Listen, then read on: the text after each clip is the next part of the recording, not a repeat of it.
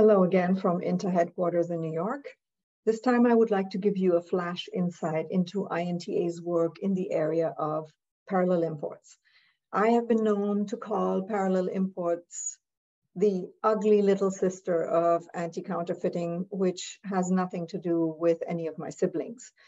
However, as most of you are aware, parallel imports are legal in many countries based on the adoption of a system of international exhaustion, meaning that a first sale of the product anywhere leads to the exhaustion of trademark rights worldwide.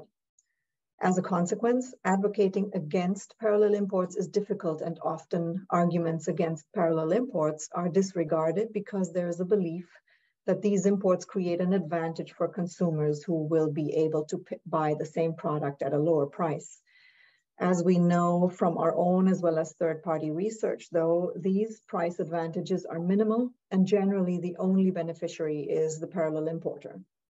Parallel imports are often of a quality that does not meet the expectations of local consumers due to differences in composition, taste, ingredients, handling, post-sale services, environmental specialties, and ultimately these differences create a disappointment on the side of the consumer. Obviously, the blame for these disappointments will then be directed at the right holders, creating damage to brand reputation.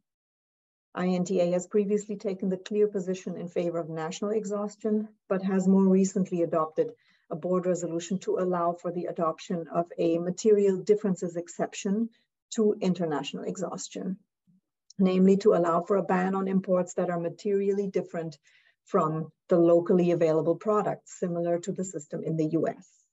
The Parallel Imports Committee is currently busy researching the way these material differences can be organized to advocate for a more harmonized approach to these exceptions, ideally creating legislation that lists the specific exceptions to international exhaustion so that right holders can more readily claim them to prevent importation of these products.